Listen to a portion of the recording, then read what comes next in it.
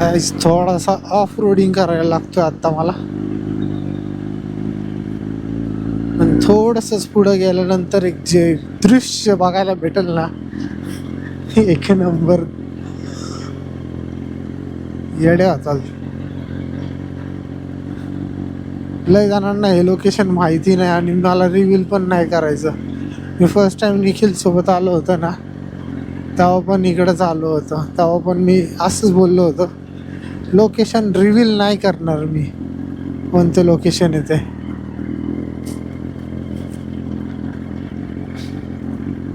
बघितलं का काय सीन आहे, सगळा ओपन आणि इथं शेजारी हायवे, त्या हायवेनी फक्त मी गाडी आतमध्ये टाकली, बस दॅट्स इट. बघा बघा बघा कसं लोकेशन आहे, काय का नाही खतरनाक सीन. ये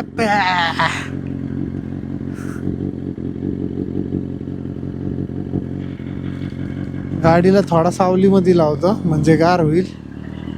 पुढं पण पाणीच आहे सगळं, इकडं सब जगा पाणी पाणी पाणी पाणी. गाडीचा फॅन ऑन होता 102. हा 102च्या वरती ना आता टेम्परेचर जाते.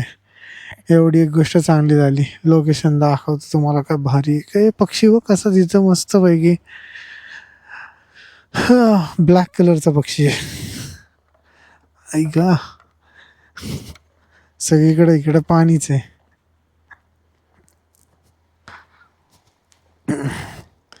आम्ही जेव्हा फर्स्ट टाइम आलतो ना तेव्हा एवढं पाणी नव्हतं, म्हणजे पावसाळा तेव्हा थांबला होता, म्हणजे नाही का पावसाळा जस्ट खतम झाला होता, हिवाळा चालू झाला होता.